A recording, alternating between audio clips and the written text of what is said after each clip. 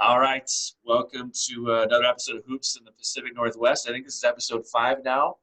Man, these weeks are starting to blur together even more so beyond just being a teacher. But today we have with us Brady up from Lynden Christian High School, and we're coming at it from a little bit more of a youthful perspective. We've been kind of going the old timers a little bit, and those that have had some tenure, and Brady's gotten off to such a fantastic start up at Lynden Christian, and I was looking the other day at your win percentage. I was playing around a little bit with that Google Doc or Google Sheets or whatever, and organized my win percentage. Your name, man, over 90-some%. That's pretty incredible. So we're going to talk about that a little bit. But he's done an amazing job at a program that traditionally has been a girls basketball power, and I guess to some degree boys basketball too.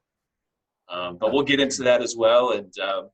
But he's been a great competitor. We played this past season, and they absolutely took it to us. We didn't handle it very well, but it was good for us early about the halfway point of our season. And it's always a pleasure to play. And he's just competitive in his nature and how he goes about his craft. And being that our episodes are focused around trying to keep our younger coaches in the game, he is a coach that's relatively just getting started, and we wanted to kind of lean on him today for some perspective and some insight into his program and his success. So, Brady, welcome. Thanks, Randy. I'm honored to be here. Awesome. Glad to have you. So, I know a little bit of you, and your name just kind of historically probably in that area gives off this basketball vibe. I mean, just think about Brady Bomber, and it has that athletic, sporty kind of just connotation attached to it. Now,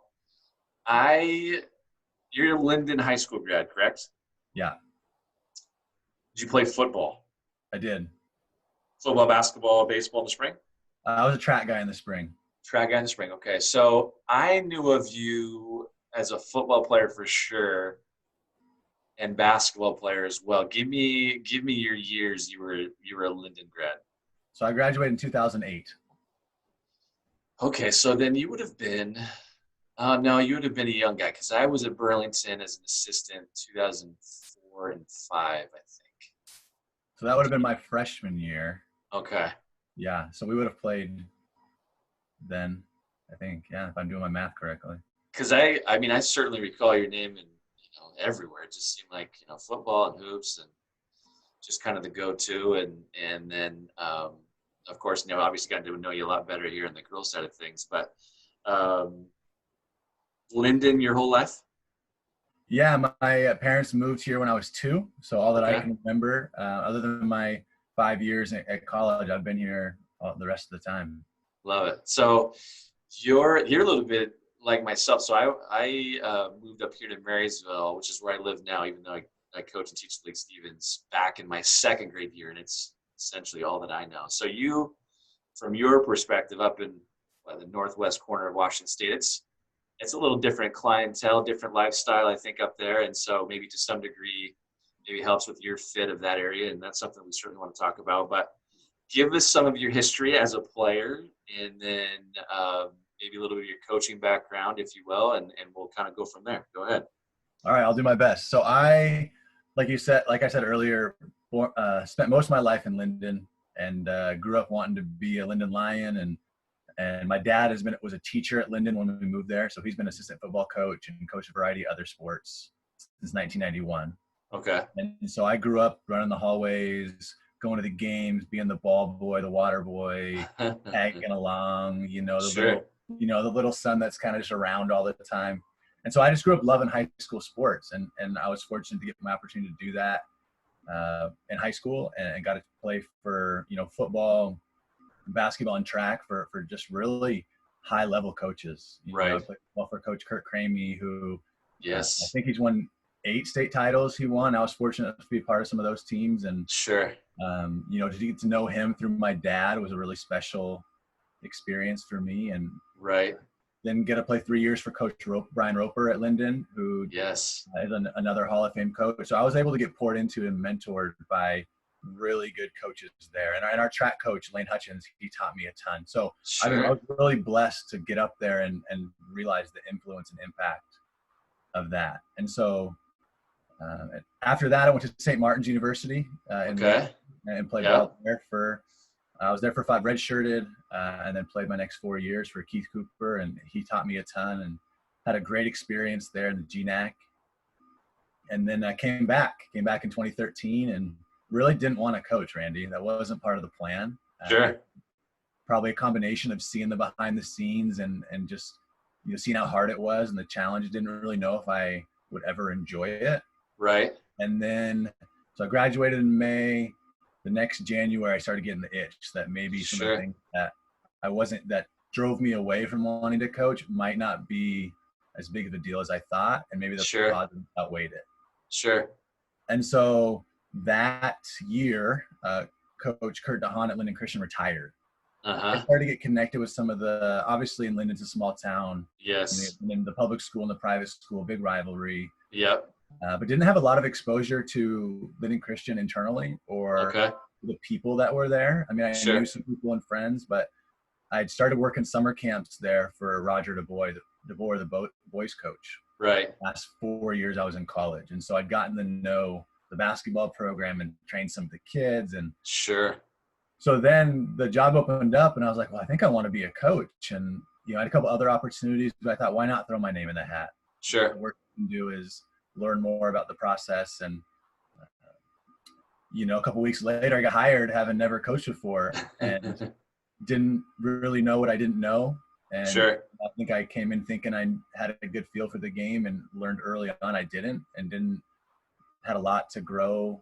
I think every day I coached, I realized how much I didn't know. And so that was 6 years ago. And looking back now, I'm thankful for the opportunity they gave me. They took a chance on a 24-year-old recent grad with a program you said has had, Coach DeHann and his players have had tremendous success over decades and decades. And so I feel honored to be a part of that. And, I've had so many coaches take me under their wing and share their time.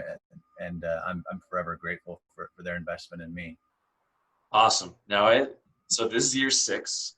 So you're still in that rowing, learning, you're still, I'm sure, experiencing many things for the first time, and for that matter, there's probably been a lot of evolution along the way, as a young coach.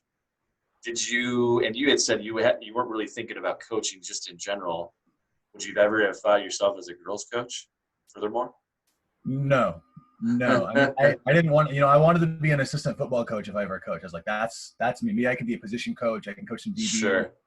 I don't want to really run the show. I don't want to deal with all the headaches and the challenges that come with being a coach. But I like kids and I like teaching nuance of the game. So I was doing a little skills training with basketball with kids that wanted to. And just over time, I think just saw maybe some of these things that my perception of coaching isn't as accurate as I think it is. Sure. No, that's very fair. I think the biggest challenge too, you had mentioned you got hired on at 24, which is, and especially as a head coach, and for that matter, at a program like Lynden Christian that's got such notoriety and history, especially in the girls' game and to some degree the boys' game too. To get that opportunity, man, is like finding that pot of gold at the end of the rainbow. You have that opportunity, and at the same time, there's a couple old adages that go along with that. One, you never. I've been told this, whether it's true or not. I guess it's up for debate. But you never want to replace the legend. You want to be the person that replaces the person after the legend. That's the first one, and then the second one is, you going into a head job for the first time, there's so much that you're unprepared for. Like you have this perspective on what you think and how you're going to do. But when you talk about, to some degree, Lynden Christian, I think the other challenge with that is maybe an unfair set of expectations. Did you feel that maybe that weight of expectations come in, especially, replacing Kurt and certainly the success that the girls program had? I think early on, there's probably some me being naive to some of that stuff. Yes. You didn't know any better. Sure. And I think, I was just so fortunate to have Kurt. He was athletic director when I was hired. Sure. So I remember stopping in his office on the way to practice every day and talking about stuff. And, I just didn't realize when your coach talks to you before pregame, how much thought I can go into that. And, that maybe all the conversations, like I only had so many conversations with my coach as a player, but didn't realize the communication that was going on with that coach and all the other players on the team. Right. trying to be the administrator of your team and lead a program, it was a little overwhelming. And Yeah. thankfully, Randy, I was blessed with a lot of the assistants stayed Sure. or came back. And so, I'm thankful I have two assistants. Kelly Dykes, who's been there all 6 years with me, and she's Love been it. 2008. And so Nice. Kevin Van Burkham, our other assistant, she's been there with 5 years with me, but she was there in the 90s with Kurt when they won 6 out of Yes. 10, and with Ken Roberts and that crew, and they had a ton of success. And Yeah. so, I've just been so fortunate to be surrounded by people that really supported me. And I think the reality is, Randy, we're all a little handcuffed by our talent, right? Sure. And so as I was learning the infrastructure and the players we had, Yes. a lot of my flaws. Yes. Even still do to this day. Sure. But we're able to win games because our players are really talented and knew how to win because of what Coach DeHann had done. Right. And so I was able to learn without having it reflected in the win and loss column as much as maybe another coach would be. And I try to be transparent about that and just, understand with humility that, yes, I like to think we've gotten better at what we do, but sure. It's a process, and I think I was put in a spot to succeed by the people around me. Got it. Yeah, no, I would totally agree. I love the perspective because something that I had mentioned, I don't know if it was with Joe or if it was with Mike, that when I got hired, I was, I think, 29, maybe 30 at the time. But that was after a series of 7 chances of 7 schools, I won't name names, who said no, went a different direction, and I kept a mental checklist. If we see those teams, there's a little mental checklist in there. But when I had the Lake Stevens job, one of the big things that allowed me to have success, I knew I was going into a situation that I felt basketball-wise was going to be fine. But it allowed me for my mistakes to kind of slide a little bit under the radar, and I could work on that. I love that word, the infrastructure of your program. You get to create that, your own identity, and at the same time, you still have some of those other components in place. And I think, as you mentioned, your advantages, Dijkstra, Bergsma, those are family names that have been around that program for a long time, and so that longevity there and connection there, and then even having Kurt as the AD, that's your ultimate support right there. That's the backbone of, and if I do make some mistakes, I know I've got somebody who's got my back, who's been here and a part of that. But I love that infrastructure piece, because you have to take some ownership to that. I'm sure there was, and maybe there still is to some degree, is there still some challenges of how you want your program to look, or do you feel like it's pretty fine-tuned at this stage? Speak to that a little bit. Yeah, that's a good question. I think it took probably 3 or 4 years for me as a coach to really understand what my identity was. Sure. What I wanted it to be. I think I came out thinking, okay, here's what Lynden Christian basketball is. Here's all the good things I've read about, but I can't do all of them. Right. And then realizing and self-assessing and having, honestly, a lot of hard conversations with my staff and us together about, okay, what do we want to do? What's our vision? How do we best serve these kids? Yep. A lot of transparent conversation with Kurt and people sure. like Ken. And I remember sitting with Ken at Red Robin for 2 hours in Marysville. Nice. Talking hoop, trying to pick his brain, and I'm sitting there like this. I'm just not doing a good enough job in some of these areas. I'm not. Right. He spoke a lot of life into me and was very gracious. And yep. So I think now, Randy, after every year getting a better feel for who I am. Right. I don't know that infrastructure has changed a lot, but now I think it's a different voice and maybe a different. I'm sure there's things that Kurt and I align on pretty much everything. Sure. We'll probably come at it from different perspectives because we're different people, right? Sure.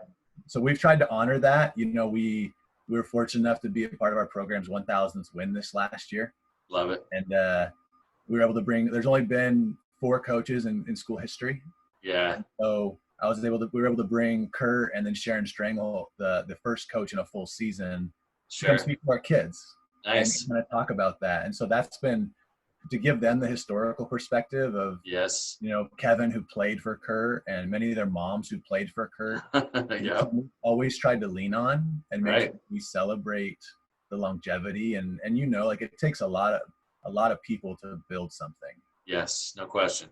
And so I think we've tried to balance, let's honor the past and not, if it's not broken, let's not try to fix it. Right. But what can we do to keep improving and evolve what we do and try to improve in those areas as well? Right. No, I love that. That's great. With that and with that history, and granted, a number of your players are, it seems like in some fashion connected to, moms or grandmas or aunts or whatever that have played through that program. There almost becomes that, maybe to some degree, and maybe a large degree, an unfair expectation. Like, okay, hey, well, when we went through school here, we won state titles and placed and went to the state tournament.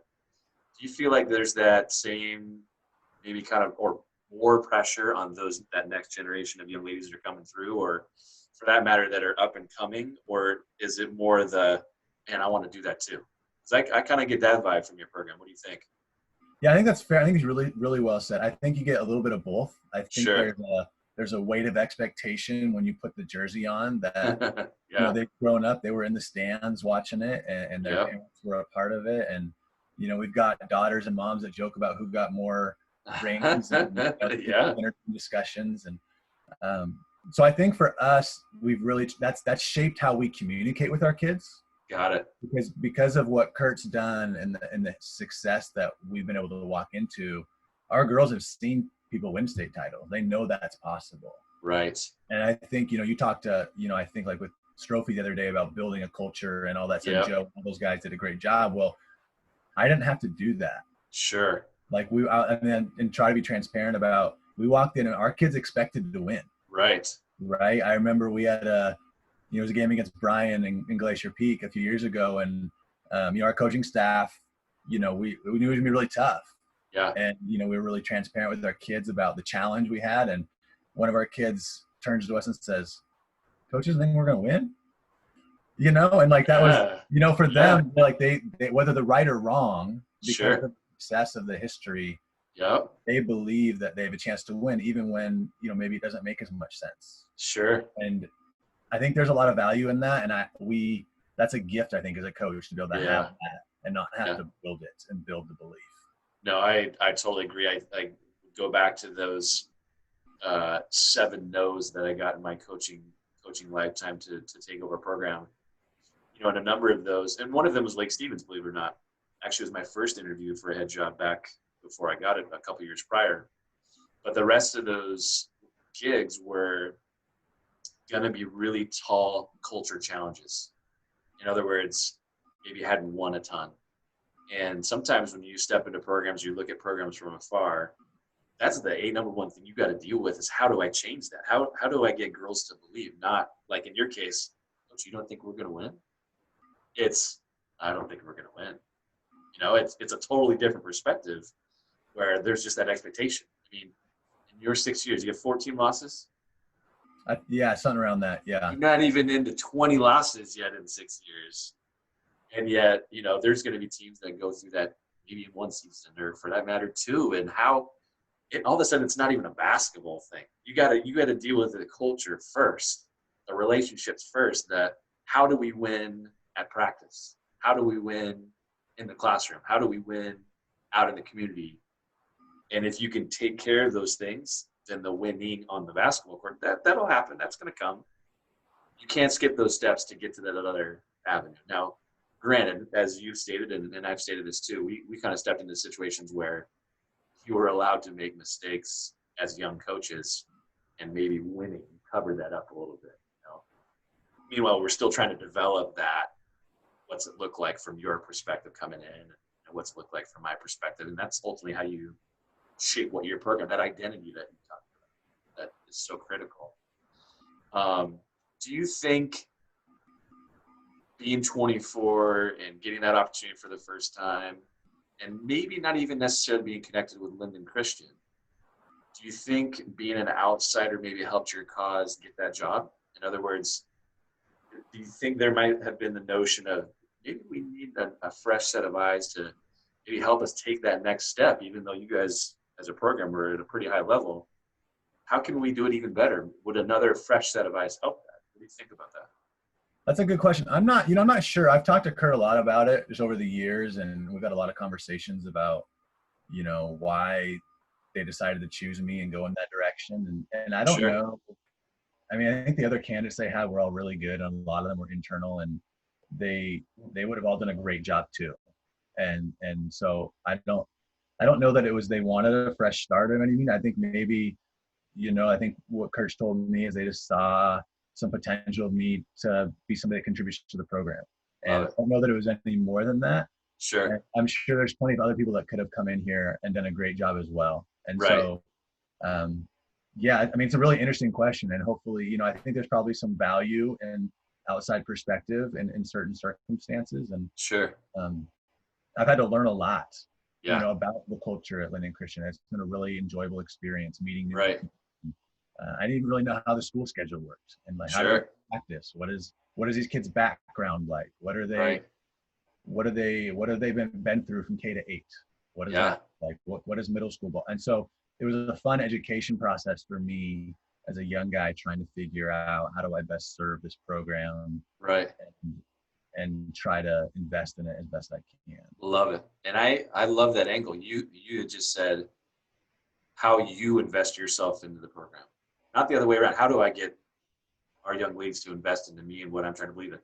You flipped that. You said, okay, how can I work with what's coming to me? How can I immerse myself in what they have grown up with and have been a part of? And I think in a lot of ways, maybe that makes things a little easier for one person than, well, the 20 to 30 people have to kind of adjust to you. And if you're going to be somebody that's new, that's coming in with all these different ideas and ways to do things, maybe does that discourage that next step, at that highest level that you can get at, that's always, I think, going to be that kind of tug of war when you have somebody new come in. And like you had mentioned there a second ago, there were some internal candidates, that were in building, and yet they chose to go outside because of, circumstances that they felt comfortable with. And it's interesting to hear that, because I know there was when they the first time I interviewed for Lake Stevens, they stayed internal. It was a coach on campus, and I totally got it. I understood, and that's traditionally how school districts work. If it makes sense, you want to have your coach in building if you can. And then at the same time, the AD at the time actually reached out. One thing that really helped me stay encouraged, because you get that itch and you want to be head coach. You want to have your own program and so on and so forth. It was, hey, Randy, I think you're going to do a great job, and frankly, I hope you don't get a job in our league because you're going to be a great head coach. And he didn't need to say that, but I was so blown away. I'm like, wow, it kind of kept me going, and then ultimately to have it come full circle 2 years later and get the opportunity, and it's one of those things that, again, I think coming in from an outside perspective, it allowed some unbiased, maybe if you were in the building, maybe motivated the girls a little bit more to, and he doesn't know who I am. Maybe in some ways, in your case too, I've got to really kind of put myself forward, and then again, I think it allowed us to take that leap from where they were, maybe mid 500, something like that, to becoming an annual state tournament team and having that kind of success. So Lynden, I think of Lynden, you said small town yourself, so I can say it now. Give me, and you're a Lynden kid, like you said, from age 2. Give me your perspective of what Lynden's all about as a whole, not necessarily Lynden Christian, but just Lynden, the community. Yeah. So to paint a picture there, it's a very, Dutch community. You got a lot of tall, blonde people. Yeah. Generations that have lived there for long periods of time. It's a dairy farming, berry picking industry. Yeah. A lot of banks. Yeah. And I think at one point it had the highest churches per capita in the United States. Yeah. And so a very, just a tight knit community that, right. been here for a long time, that is really passionate about its kids and about its I agree with that. Yep. and supports. And it's not just athletics, Randy. It's the FFA. It's right. The programs on school. It's the musical. It's the plays. And there's just a very generous group of people that come together to try and make the community safe and productive and give back to the next generation. Right. And so I think it's the place that your kids can be walking through town probably a little later than you'd want them to be, and you probably are okay. Sure. Sure. Your neighbors have their doors unlocked and their car doors are unlocked. Sure. Yeah. Family-owned businesses. Yeah. All that comes with that. And so, parades systematically throughout the year that mean a lot to people. Sure. And, people are going to ride their tractor through town, and it's going to smell like money some days when you're driving through the country. So, at the same time, you've got a lot of basketball hoops in the backyard. Yeah. Right. Between the different schools, spin it back to basketball, there's beautiful elementary and middle school facilities. You know, I mean, Lynden's middle school looks like a high school gym. And, Yeah. you know, our middle school gym and elementary gyms are great. And Yeah. we're very blessed by that. So I think it's a town that really, you know, just really contributes to each other and Sure. values the next generation. And yeah, it's been a really, I'm very fortunate to be a part of it. It's, again, it's still growing, and the people are moving in all the time. Sure. You know, new development that's kind of growing like crazy, but it's yeah, it's a pretty special place, Randy. Are all those the reasons why you want to come back in some capacity? Yeah, you know, I valued the relationships I had, you Yeah. know, but you can like that or not like that in a small town. But when I go Sure. to get a donut, the person that works there, you know, I know them. Sure. And the gal that's working. But they know you. But they know Yes, you. exactly, right? Yeah. And so, Yeah. you know, I mean, when I go to the grocery store and the wife of the athletic director of one of the county schools works there, and we can have a conversation, you know, Sure. I mean, I value that, and going to see your friends that live across town and the history of that. I mean, I think that's something I've always appreciated, Sure. and I get why maybe people would want to do something different and would want to try a different environment. But for me, the comfort and the familiarity and the support of the community has been something I've always really appreciated. Love it. Would you say basketball is number one in Lynden? Yeah, I think the way I've already articulated it is it's a basketball community with really good football programs. Gotcha. And that's a good combo. I mean, you want to have the athletes go back and forth both ways for sure. That rivalry with Lynden, you were on the other side of that. Now you're on the other side of that. Is that a struggle sometimes? It's fun, you know. It's, I think when I first started helping at Lynden Christian, like in college, and worked with the camps, it was a little more like, yeah, I remember not wearing Lynden Christian. Yep. You know, I think the year before I was hired, I lost a bet on the boys game and had to wear like Lynden Christian gear. Yeah, sure. So, you know, we deleted those from the archives, but you know, I think, Randy, what's helped it is that we're in different classifications and have been for a long time. Right. In the 70s, 80s, and 90s, they were both 1A until about 1994. Yep. And so I think as time passed and we got into the 2000s and they were different, it still means a lot, and everybody wants to win that game. Sure. The nature of that rivalry was no longer, the stakes were not the same. Right. We can have, I mean, we might have had close to 2,500, 3,000 people at our girls' game this year. Love it. Was pretty, you know, special for our kids. But at the end of the day, the healthiness and all the coaches really get along well, especially in basketball. Sure. So I think over time it's become a rivalry. You want to beat your brother or your sister, right? Sure. But I think it's become a rivalry that's a little more contained, it's not quite the same as it was. And I think people would tell you that. Yeah.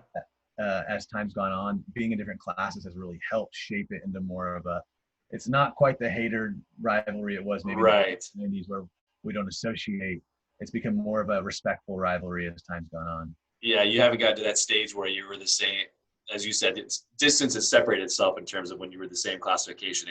You haven't been in a situation where one's eliminated the other for maybe getting to a state tournament or from a district title or something of that sort, you know, and that kind of animosity. I know that been a struggle down in this area where you have a lot of cities are starting to go multi-high school and, you know, the same classification, and it kind of gets a little bit of that bitter taste in your mouth, if you will. So I kind of go back to my Burlington Edison days, my 2 years with Rick Skeen at the time. I was a varsity assistant my first year and JV coach and varsity assistant year 2. One thing I missed, and you had mentioned this about just Lynden as a whole. And one of the big reasons why I think I'm back in Mary's was because it used to be this way, that whole notion of community and what basketball was the thing to go to on Friday nights. Down here, it used to be that way.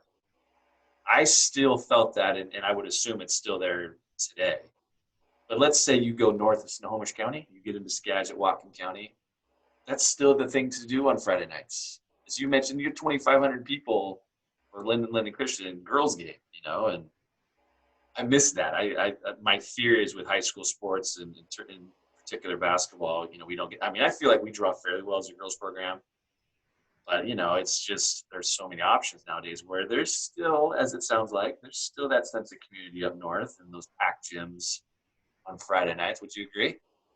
Definitely. I think you sold it well of it's not the same as it was 20 years, Right. right? There's more things to do. Yeah. But I think generally, like especially in our county, Yes. there's a lot of rivalries that are really passionate. And when, Yep. Nooksack Valley and Mount Baker play on a Tuesday night, you're gonna have a really good crowd. Yeah, sure. But when, Lynden Ferndale play, it's gonna be packed. Yeah. And I think that is something that our communities have really been able to kind of hold on to. And I think Yeah. that's, again, it's not, you're probably going to still have those games that 20 years ago they were all full. Yes. Jeez. But now we still get that more often Yeah. than not, that No, crowds. just in going back to, as an assistant of the boys program, Burlington, Cedro Woolley. I mean, the rubber chicken game was nuts. And I'm like, I had separated myself, from high school at so much of that stage, but it was like, man, this is ultimately why I got my interest in coaching and what have you is, when I was a 7th and 8th grader in Marysville and Mike Lowry was the coach at MP and it was awesome. It was just so amazing, just kind of the outreach and the whole sense of community and, being an assistant, I think it was year 2, Burlington was playing Cedar Woolley actually in the final and it was at Bellingham High School. And the year before we were 9-11 or something like that. And so this is when Bellingham had gotten remodeled and we're in the locker room and what have you. And coaches would come out first. And I had no perspective on what to expect. But when we opened those gym doors, the temperature was about 85 and it was just packed. I mean, there wasn't, and my heart just went right to my throat. Like, and I'm not even playing. I'm coaching. I can't imagine what the kids felt like. But that's, I just missed that so much about, that's what high school sports should be all about for kids. That's ultimately why I wanted to get into coaching. And I know that Mike had mentioned, his full focus in 33 years of coaching for his young ladies is about creating those experiences. You guys have had so much success and you're creating those experiences that have built on the kind of the legendary status of Lynden Christian. And our hope is as we move forward and get through this, that we continue to get that. And if and we certainly enjoyed coming up to your place, but I hope that as coaches listen to this, that they want to engage and get up to go play Lynden or go play Lynden Christian, because even with the snow issues we had, still had a nice crowd in there and it was a great playoff type of environment. And, I think that says a lot about, certainly your community and obviously the program that you've continued to evolve and create and be a part of. And, but I just love that notion. I miss that. I miss that element of it because, again, it's kind of the thing to do. It goes back to it's the old Hoosiers day. It's the one go-to basketball movie I watch before every season. I've seen it however many times. But, you got the bus and the cars are falling behind. It's that whole too much reminiscent, if you will. But for your young ladies, in terms of expectations, have you changed them at all, from year to year? It's hard to – how many state titles now? 2? 3. 3 in 6 years. 3. I'm still working on 1. How is that – how do you sell your expectations from year to year? I mean, it seems like that there would be that complacent nature of coach. Come on. We've won 3 state titles in 6 years. What else do you want here? How do you evolve there? That's a good question. It's been a challenge. I think we're fortunate with kids that we've had really good kids that aren't afraid of the work, that really are passionate about the game. Yep. And I think we've tried to come alongside that as coaches to see, let's just try to be our best. Sure. Like, let's be the best version of ourselves. And we probably started talking about that 4 or 5 years ago. Okay. And, we don't really talk about state titles. Yep. We'll probably mention it at one point early in the year. And we say, hey, when you put the blue and white on, like, Yep. it's realistic that you could be in the mix. Sure. And that's just been like, because of what Coach DeHann has done and those players before us, we're going to have a chance most years to be in the mix. And maybe that's, maybe we're not good enough to win it, but hopefully we can be in the mix. And so we just say that at the beginning of the year and say, hey, we're not going to focus on that. Right. We're going to try and focus on being the best version of ourselves each day and try to improve. And Yep. that's been a delicate thing for me as a coach, to balance celebrating the successes, the little Right. victories, versus pushing for our best. Yep. And so I think we've really honed in on just our attitude and our effort as the two things we can control, not earth shattering things, Love it. Yep. not groundbreaking. And we're in the process right now of kind of turning the things, looking backwards, Randy, on the things we have focused, and trying to, how do we bring those into three things we can really value and speak to, and we can put on the wall. Love it. I think we've had those things, but we've Yep. got a lot of conversations with each other as coaches, with former players, current players, trying to say, how can we really dial this in into Yep. maybe three things and have some alignment with it? And so we're about 80 to 90% of the way through that process right now. Got it. Kind of a rough draft, and we're still kind of tightening it up so we can feel good about it when it's all done. But Love that's it. been our focus, I think, the last few years, is focus on, I think you said earlier, winning every day. One year, that was our motto of winning every scrimmage, every bus ride, every team dinner. Yep. And trying to balance how to just enjoy, because you said it's such a fun experience. Yeah. And kids, trying to get them to enjoy that, because Sure. there are pressures, whether they're internal or external. Yeah. The challenge of being a high school kid, Yeah. there's uncertainty. And so we try to show up as their coaches and say, hey, let's enjoy the game today, and let's try and get better. Yeah. No, I love that. The two you had mentioned, attitude and effort, I probably used those two words the most this season for us, in terms of like a focus. As coaches, we can poke and prod and encourage and do whatever possible on those two fronts. But ultimately, that's an internal thing. You bring your attitude and effort. That's ultimately going to shape what practice is going to be like.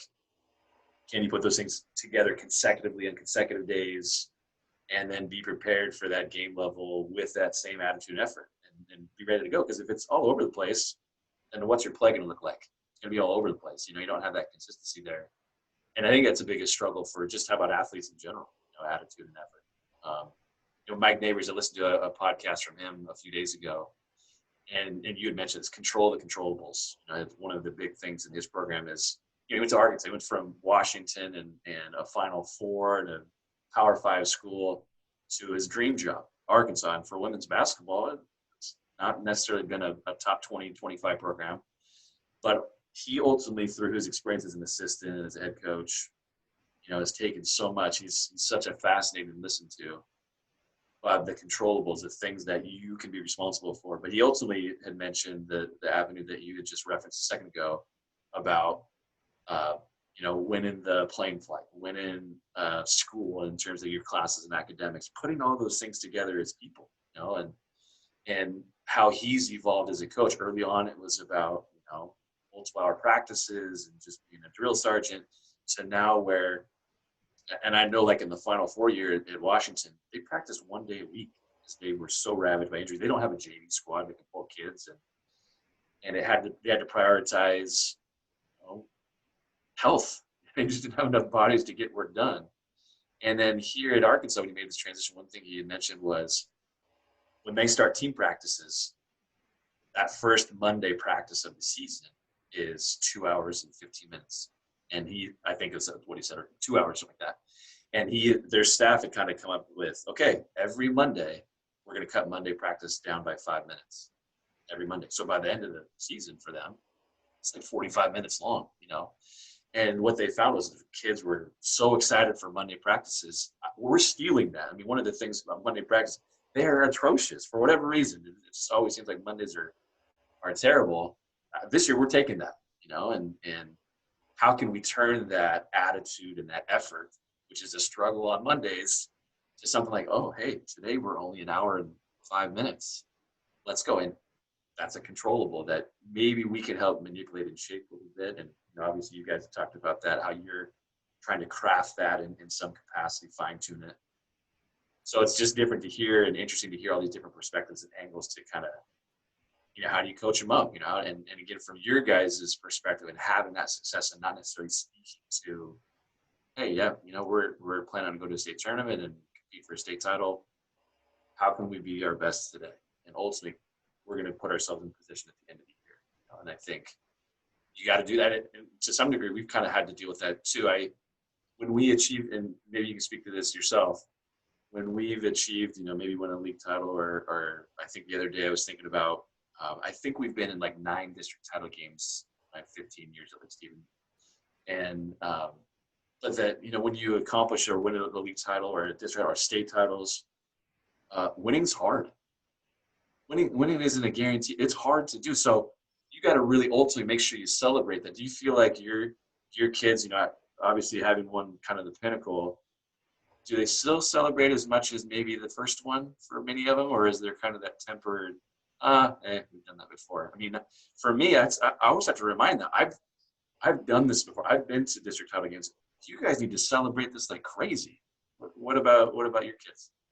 Yeah, I think that's an art, Randy. I think there's they need some reminders of those, and I think there's times as coaches that we've maybe not done as good of a job of. We're so focused on the next game, the next practice, that we've had to put systems in to make sure that we celebrate things, right? And so we put a few of those in our practice, just little spotlights to enjoy the journey and make sure that we are celebrating it. And I think it's something that, you win a big game, like you said, winning's it's not easy. Yeah. And I think we all can get spoiled by winning at times and realize this isn't how it works. When you have a really good run and you have a year or two where a team's pretty talented, try to remind kids this isn't how it goes all the time. This isn't the reality that everybody else has. So this could change. And this is not. We haven't earned any of this. Yep. It doesn't help us next year. Right. And so trying to enjoy, game one, we should be excited. It doesn't matter who we're playing. Sure. And so I think that's when we've tried to do a better job of as a staff to making sure that we are those benchmarks, those mile markers of the year. Yeah. Making sure that we're celebrating them and not losing focus, and still trying to balance, be our best, and not settle for that. But I find if our kids are having fun and they're hungry to get better the next day, I think with your neighbor's example, if our kids are excited to be there and they feel like what they're doing is valuable, we're going to be fine. But those January days get long when you're hearing the same message over and over again. Old dog days. Yeah, for sure. Yeah, no, I think it's such I love the word art, because it is. I mean, especially your 3 or 4 year kids, they've heard Coach Baumler, they've heard Coach Eden's kind of with those same messages and things at different times of the year. You got to change that up a little bit too, for it to remain fresh for them and exciting, and and somehow kind of streamline it and cap it into a culmination of a career, let's say, for some of your 4 year kids, to where they stay hungry, and you hope that light bulb as they mature goes on and they understand and realize there's no shortcuts here. All the little things that we emphasize and talk about as coaches and try to put into play and would seem minuscule to some in terms of trying to make these things matter. Big picture, they matter. When you put them all together, it's ultimately why you get to that ultimate level, that pinnacle success. And I think that's a common trend you find in a lot of successful programs. Would you agree with that? Definitely. Yeah. I mean, there's those common threads, right? And I think with us, we've been fortunate to have really good kids that pass it down, and so our seniors show our sophomores, what it looks like to improve in the off season, what it looks like to be a good teammate, and what it looks like to bring your best effort, how to handle mistakes, how to handle getting ready for a big game in Mount Vernon at regionals. Sure. And so I think I've been very impressed. I think it's been a fortunate for our coaching staff to have kids that have bought into the mission of Lynden Christian. Right. And our freshmen and sophomores and our 8th graders, whether they're in the locker room or watching, hopefully they're learning what those habits are, what those things are, and it passes itself down. Right. That whole lead by example, scenarios. It's better to see it lived out than talked about. It's that action compared to the words. Actions speak louder than words. We all know the whole sayings that go along with that. Awesome stuff. Some rapid fire things here a little bit. So, Lynden Christian, how big a school? I know 1A, but size-wise? I want to say there's under 400 kids. I want to say our enrollment for the top 3 grades is like 320 or something like that, 330. Guys and gals. Yeah. And, you guys put together annually some pretty tough basketball days. So some perspective there. You played a multi-conference district. Certainly some challenging games. I kind of put out a quick list. Who's your toughest one? This is going to come back to haunt you, of course. Who's your toughest one? Burlington, Meridian, Lynden. I'm going to throw Lynden in there because, of course, they're the town. But looks like Valley's given you some challenges in the past too. Or is there another one out there that I'm not talking about? No, I mean, you named a lot of them. I mean, Lynden and us, that's probably our biggest rival from a game to game, year to year standpoint. Sure. And so, I mean, all those guys we've had great games with all those guys. Yeah. Ferndale's had some really good teams. Oh, yeah, for sure. And they've challenged us. Yeah. But I think you named the list. And I think every year there's a couple of those teams that are really good that push us. And I think that's helped our teams as we get into the postseason, that we've played good teams in our league at the top. Do you feel like because of through your experience so far, because I don't know if Kurt would say this maybe through his tenure, I'm sure at some point, but I would feel at least through your 6 years, do you feel like your level of play as a program has raised their level of play to make your league that much more competitive? Because when I think about girls basketball in the Northwest Conference, there's usually like a couple that really separate themselves, and then it's kind of the rest. Whereas, I think like the last 2, 3, 4 years, there generally seems like 5 or 6 programs that can really compete with anybody. Yeah, and I don't know. I think that's a good question. I'd be curious to ask those guys. I mean, I think the reality is those teams you named are really well coached. Yeah. And they have communities that enjoy basketball, that support their youth teams. Yes. And so I think as each one of us gets better, that brings the rest of those programs that are invested in and makes them better. Right. And so we've had a lot of really good games with those guys. And I think the respect level we have for those teams you listed is really high. Yeah. So my guess would be that when somebody else gets better at something, we're all challenged to do it better. Sure. Got to raise the bar. Yeah. Yeah. And so they've all done things to us that have forced us to look in the mirror and get better. And, hopefully, we're improving as a program that would have some impact on others as well.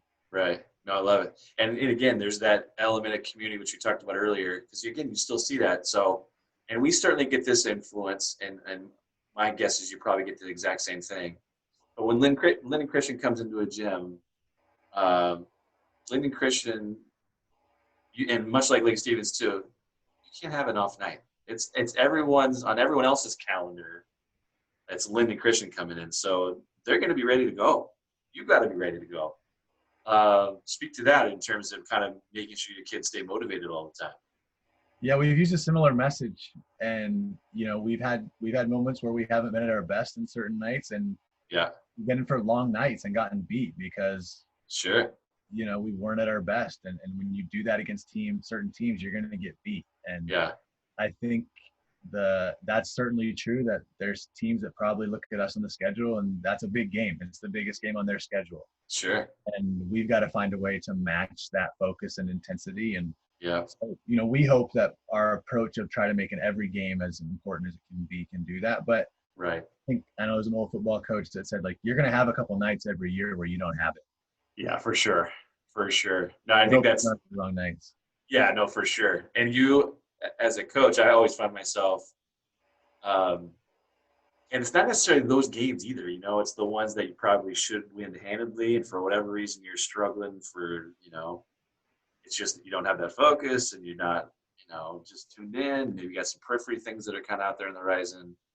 But it's a challenge, and ultimately, I kind of come back to that. I'm like, hey, for them, this is their game of the year, and you're not ready to go, and it kind of shows right now through 16 minutes. You got to be able to turn that around. So, speaking of big games, obviously a big one here this past season, state title game, Kashmir, Haley Van Lith. Talk about that challenge. That's a big one. I mean, we've had, last 4 years with, Coach Darnell is so good, and him and his staff and their players and their community. They're a worthy opponent. And we've had some great games the last. Yes. We played them before Haley got there, and even the year before I got here. And there's been some great games the last 7 years with Lynden. Right. And so we've had the privilege of playing against Haley, I think, a couple times in state title games and a couple of times in the summertime. And Yep. it's been Yep. they've just been fun games, man. I Yeah. mean, we've been fortunate to win 2 games that could have gone either way, Sure. one bounce here or there. And Yep. I think Haley and Kashmir, as good as they've been, has forced us to be better. Right. Forced us to look in the mirror. Okay, if we're going to have a chance to play at that level that they bring every night, Yeah. we're going to have to play at a certain level and get to a certain point. Yes. So I think that they've certainly made us better. Yep. And, I think looking back at those games, they were just tremendous basketball games. Yeah.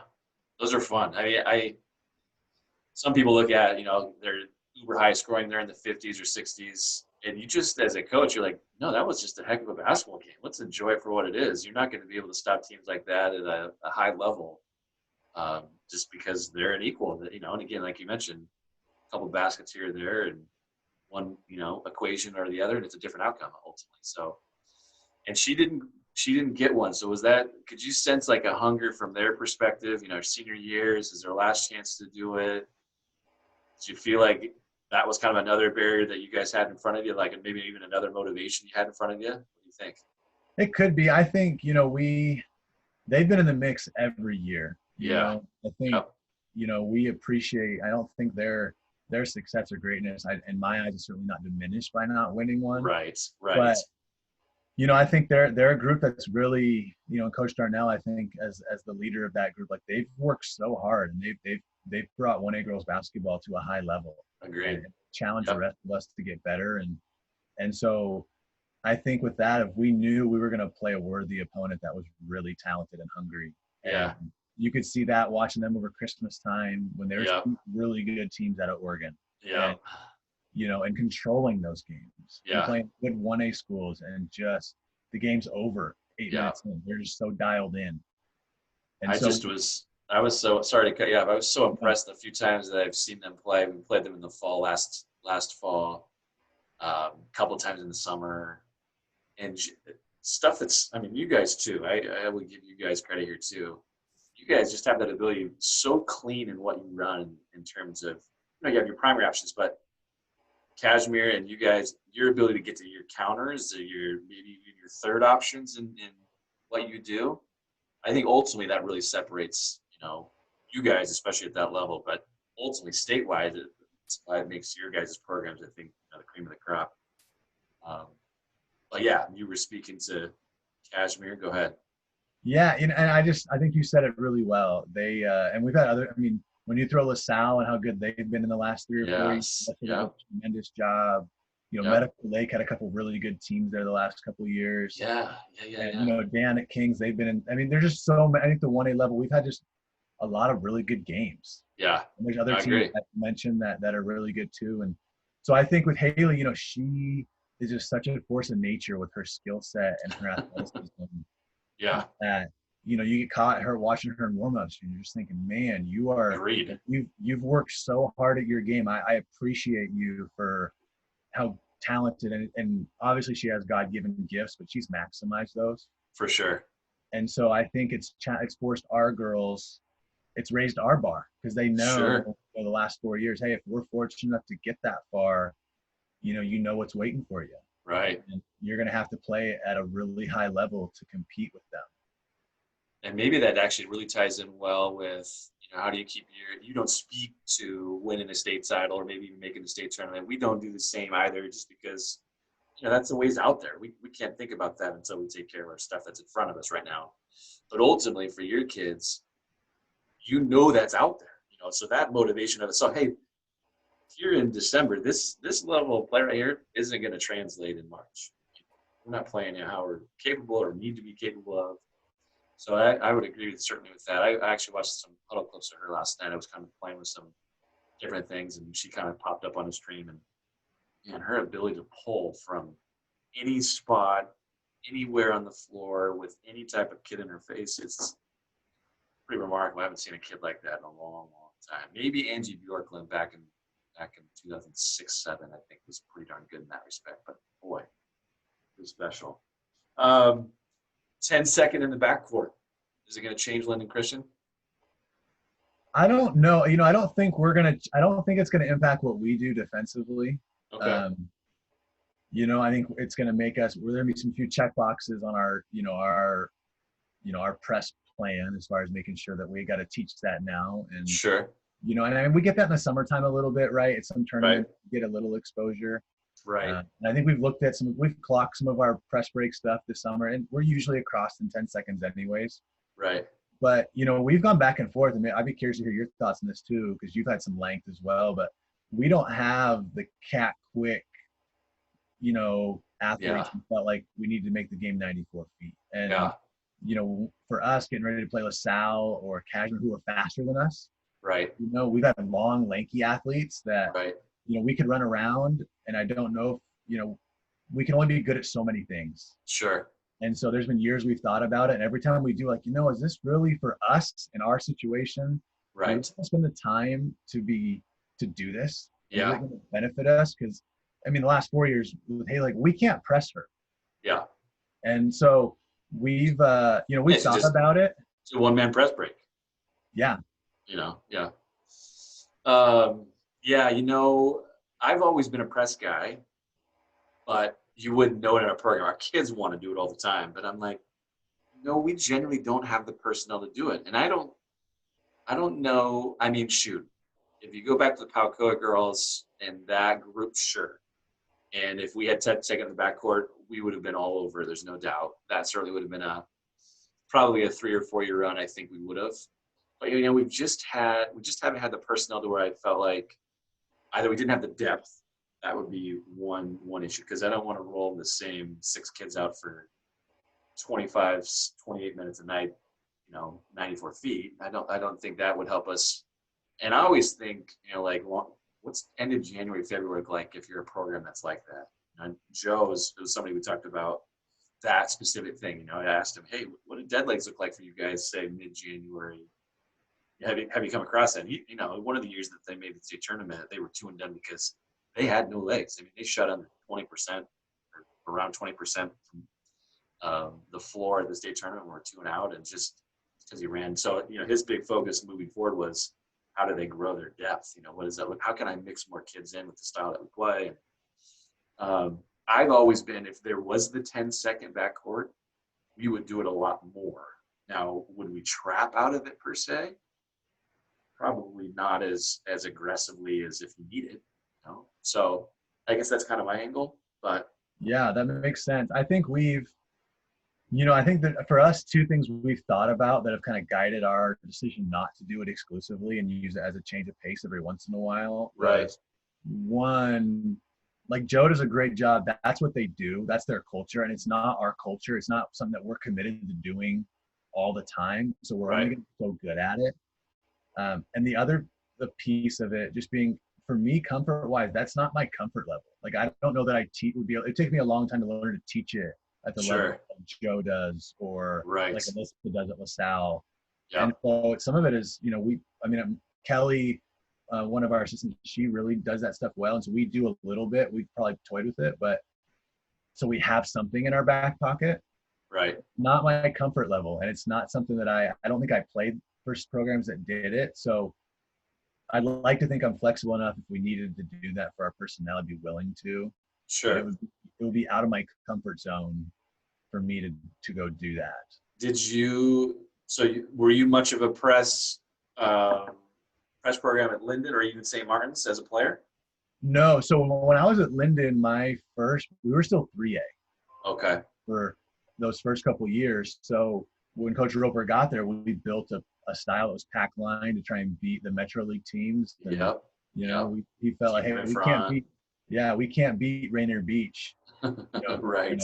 In a press. And one of the best pieces of advice I got from Coach Roper's assistant, Kent Victor, who has been with him for forever, when I met him, I was trying to figure out what I wanted to do as a leader and what conversations to bring to my staff.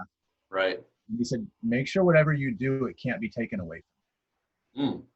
So if you're going to be a pressing team, you've got to be able to be a pressing team that can press all the time. Right. And to do that, because if you're going to press and then let somebody take it away, if your identity can be taken away from you, right, that's going to be really difficult for your program. And so I think some programs are able to tweak their pressure and to do it in different ways so it can't be taken away.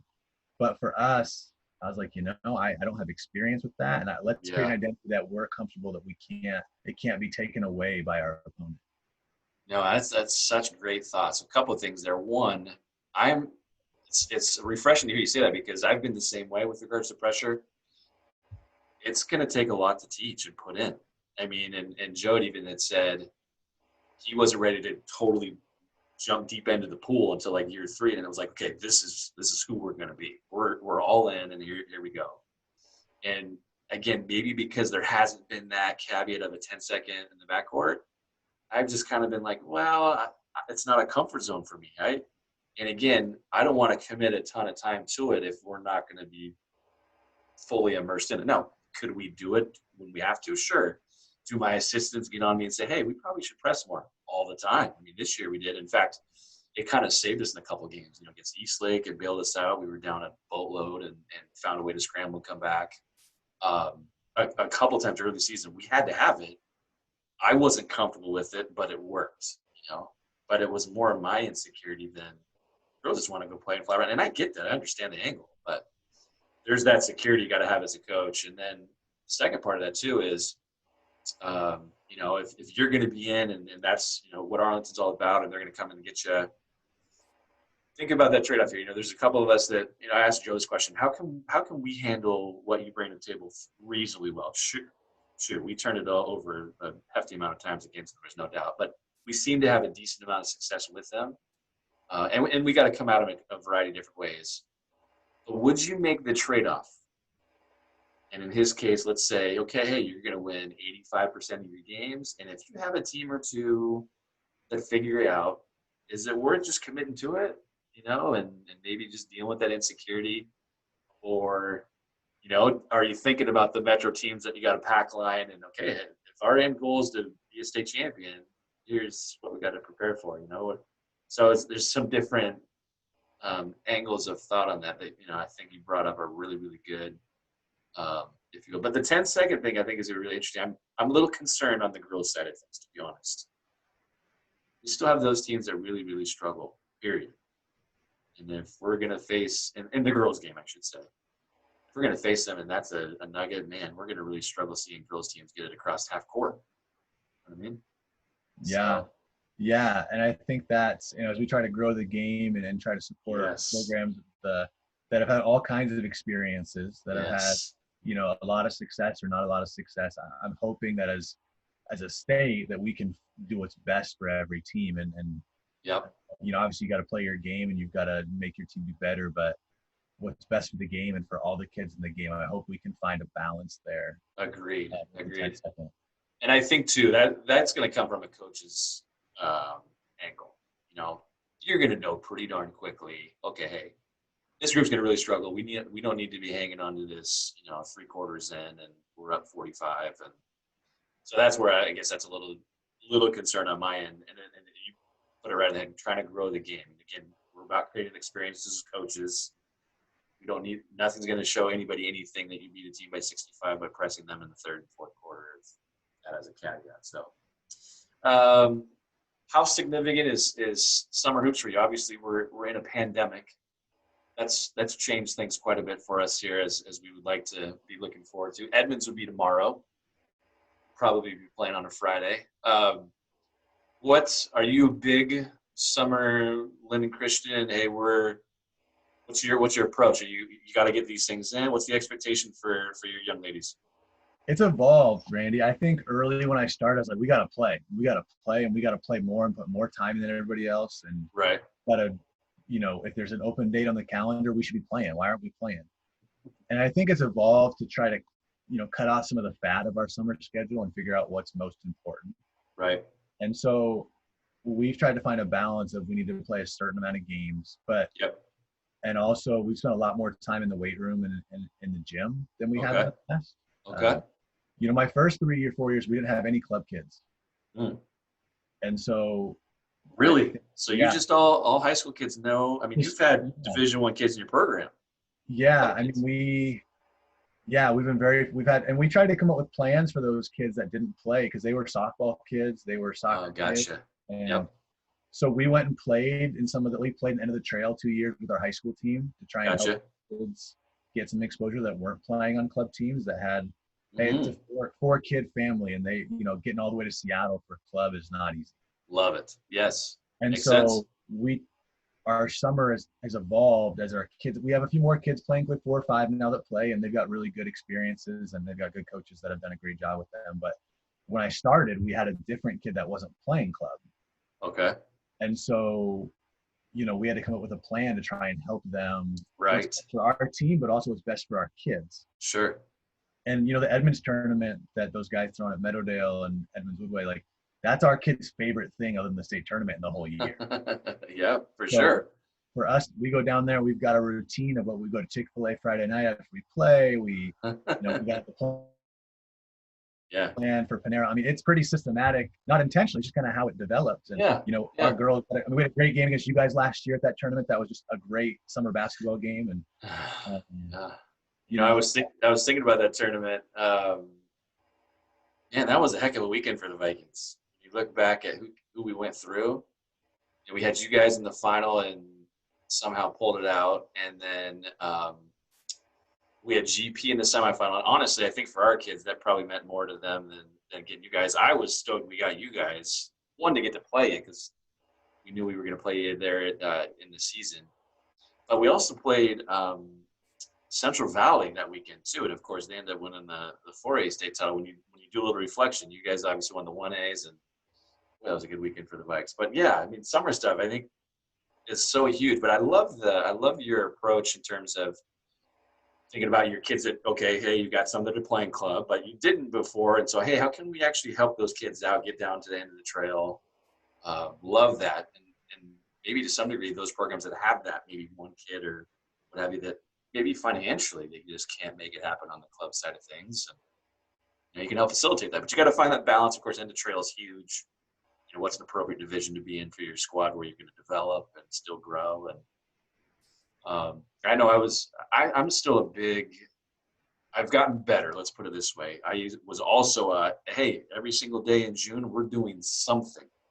Monday through Sunday, and now it's and that was including practices and maybe being and now it's like I can't get kids to want to practice, so how can we get our kids to participate? So we try to play almost 40 games in some capacity, so 3 or 4 tournaments. We'll play in a summer league if we can, because a number of our kids for a long time have been playing club basketball. So there's always, I don't know if you had this at Lynden Christian, but we've always had hey, June is Lake Stevens basketball time. We expect you, whenever you can. And granted, we have multi-sport kids. You got some other things. We understand that. And then July, I'll be off limits. Go do your club things. I want to get out and support you, and so on and so forth. But have you had any kind of tug of war issues with other sports or different dynamics getting into play of summer stuff, or what's your approach there? I have really good relationship with our volleyball and our soccer coach. And Yeah. So we have a pretty good system now where I think volleyball takes 2 weekends in June and we take 2, and Got it. we're pretty clear, like, hey, these 2 weekends, they're volleyball priority. If you Gotcha. play both, you play volleyball then. And we sit down and say, hey, here's the most important things in my schedule and yours. And then, Yep. As we've had more club kids, we've evolved. And so what we've gone to, Randy, is we probably play less games now that we have more club kids. Gotcha. But hey, we're going to open the gym every day, and we're not going to do any practices. Sure. So we go Monday, Wednesday, Friday from 8 to 9:30, and we go 45 minutes on the court with skills, and then 45 minutes in the weight room. Oh, nice. And then we go Tuesday, Thursday nights, just an hour and 15 of skill work. And so we've taken all the team practice out after the first couple and done it more of a drop in, hey, let's get better. Let's get stronger. Sure. And we found that now as our club kids are gone at times in July, well, the show keeps going. Yeah. And trying to develop our skill and love it. And so we try to find that balance of playing enough games to figure out who our team is. But as I've grown, our staff has grown, we've felt we've had more benefit from, hey, what if we just got stronger this summer? Right. What if our handle got a little tighter? Well, I would concur on the stronger thing. We certainly noticed it with our young kids. We're still freshmen a year ago at this juncture, playing lots of minutes and having to learn on the fly. And going to be talented kids, there's no doubt. But going up against Lynden Christian with the strength that you guys have, it's like, hey, this is reality. If you have aspirations of one being a state tournament team or being a college player, you're gonna have to get stronger. That's kind of the reality of what we're doing. We encourage like a PE class at Lake Stevens to take, throughout the year. Whereas, I've always kind of asked, we don't specifically do weights because I would rather than go that route. But the summer kind of angle, send me something, whatever you guys are doing, email that to me. I'd love to kind of get my hands on it and take a look at it, encourage, because I think that's great. And of course, the skill development piece too. There's always room for that. They play so many games with us, with their club teams. Where is the skill development? Where's that kicking in here? And whereas this should be the time that they're really working on skill development and not necessarily playing as many games and so on and so forth. There's certainly a catch-22 there. Obviously there's exposure and trying to be noticed, but you have your team things you'll kind of want to work your way through here in the summer, which has always kind of been our big proponent. And hopefully we'll find ways to do something team-wise, because I really am a big believer that, if we're playing 30 to 40 games in the summer, in June, whatever, I'd rather go through the ugly basketball that occurs during that time than the first 5-10 games of our season, where you're going to maybe drop a few games there that you probably wouldn't have had you played or put your stuff in or whatever it may be in June. You know what I mean?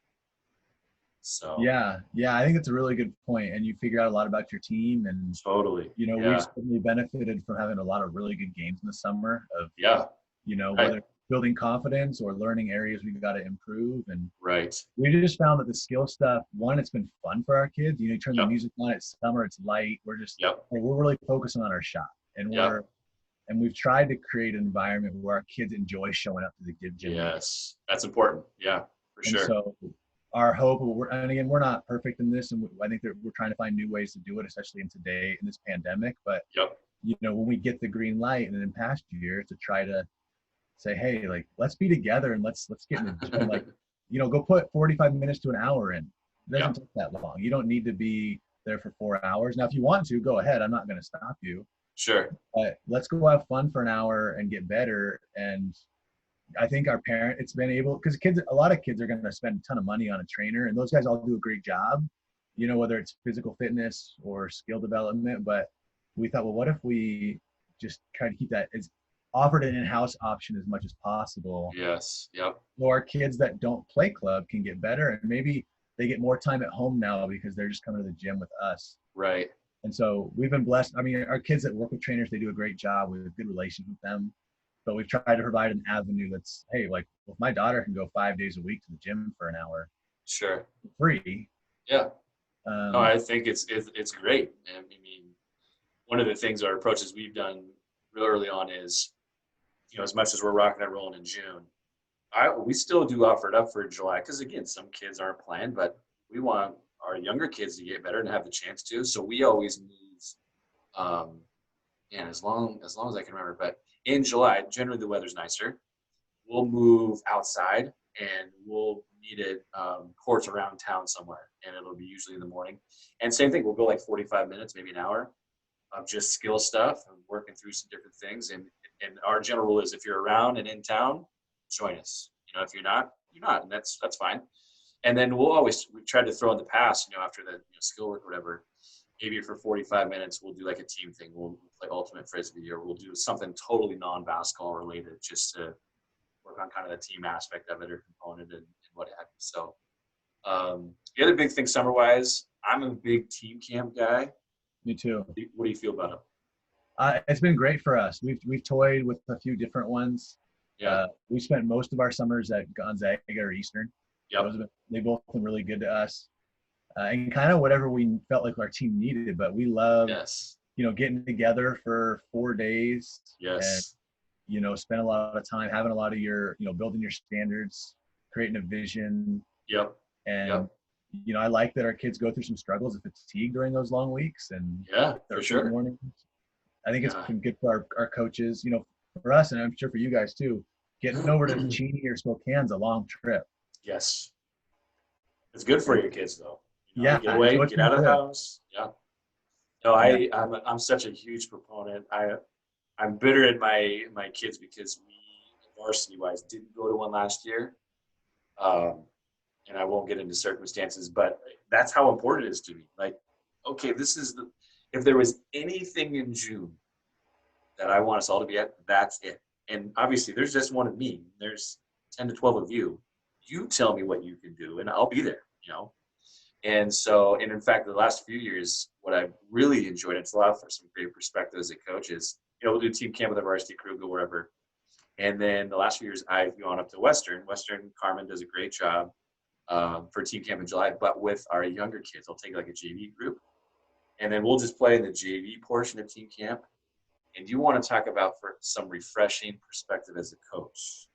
Just like, okay, I've got to really teach this in a much simplistic, lower my expectations. What can they, it really has been really good for me. Because when I get back to, my kids at the varsity level, I'm like, oh, okay, this is why they weren't understanding that. Or here's why we're struggling with that. If, for whatever reason it may be, but it's just been really, really good. And I think it's also allowed me to, after we've gone and done a team camp with our kids, or varsity kids, whatever, it gives me a chance to reflect on, okay, how was our June?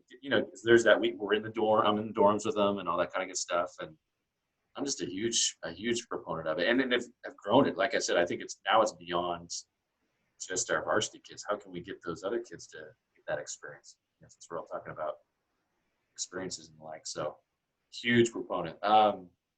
Last question, and I always kind of close with this.